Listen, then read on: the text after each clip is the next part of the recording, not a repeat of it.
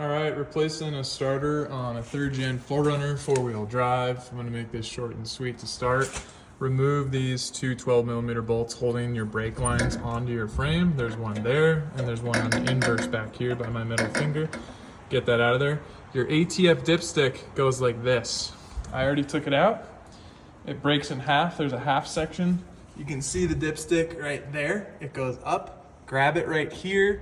Grab it above the half section, pull. Separate the dipstick into two, pull it up and out through the hood. Get those shits out of the way. Unplug your battery before you do any of this, the negative. And then the next recipe fucking thing, there's gonna be a gray cover on that. That is the power supply 12mm bolt to the starter. And there's another cable behind it actually. I don't know if you can see that other cable, probably not. Yeah, it's like gray back there, you see that? Undo both of those. And this cap is what's on top of that right there. That cap is sitting like this. And then once that shit's done, you got two 14mm bolts. There's the threading of one of them. Okay, and pay attention to this 3-dimensionally. That is going back. Those two bolts are like this on the starter, behind this exhaust coming out of the upper exhaust here. Back behind it, you got those two 14s. You're gonna have to lay on your back and get a 14. I'll fucking show you. It's such a pain in the ass. So you're back here, and I can see one up there, right there. You have a 3/8 drive with 2 feet of extensions and an articulating head to get this bitch off, basically. It's a pain in the ass, so get it up in there. This is what it looks like, and you're gonna need this. 3/8 drive, about 2-foot extension almost. I probably need more. And an articulating head too. And then you'll be able to remove the starter. I was just down there with the extension. You can now see the starter. I got the 2 bolts out, and look, it's loose. It basically dropped, and it's just sitting in there. And to give you guys a clear picture,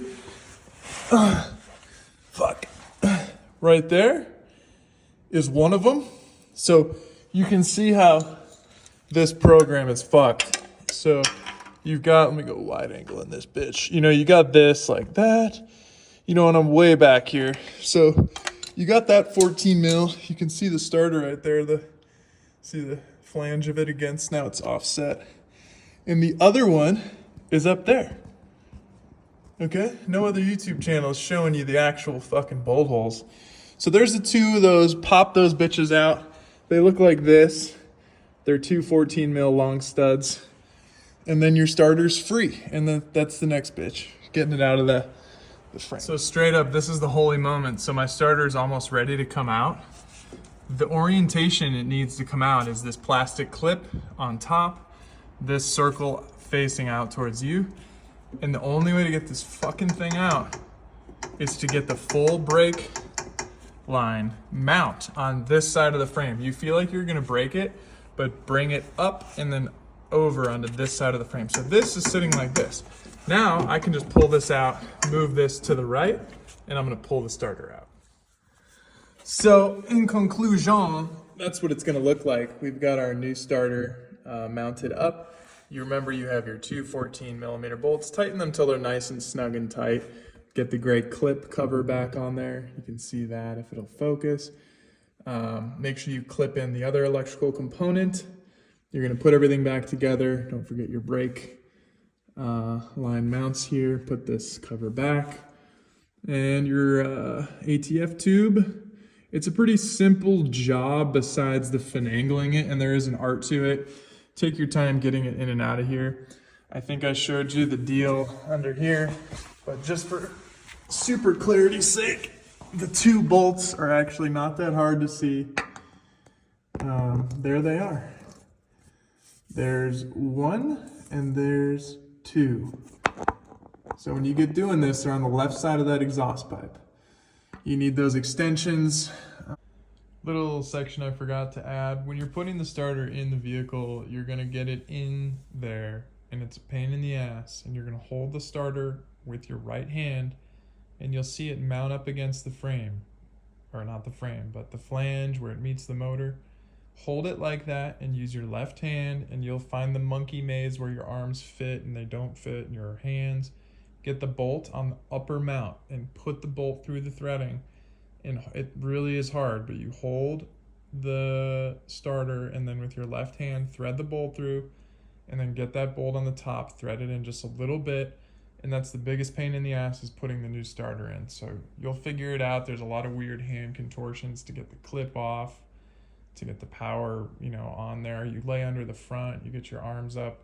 It's a shit show, but you got to figure it out, and good luck. Self-explanatory. Just put her back together. Make sure you put everything back where it needs to go, and happy wrenching, and you guys will do a good job. For the first bolt up high, you need this length. For the second one, I took off this 5 or 4 incher and I used it shorter. Better leverage, better torque, makes it easier. And I think that remedies everything. Put your dipstick back together, put the clips back on the starter, and you guys should be good to go. And make sure you get it tested at the parts store. Ask them to test the starter for you. They have a machine they can hook it up to, and they can see the power and the amps and the torque and all that. And I'd highly recommend you do that. And good luck to everybody, and put some comments down below and subscribe if you like the content. Thanks. Whoa.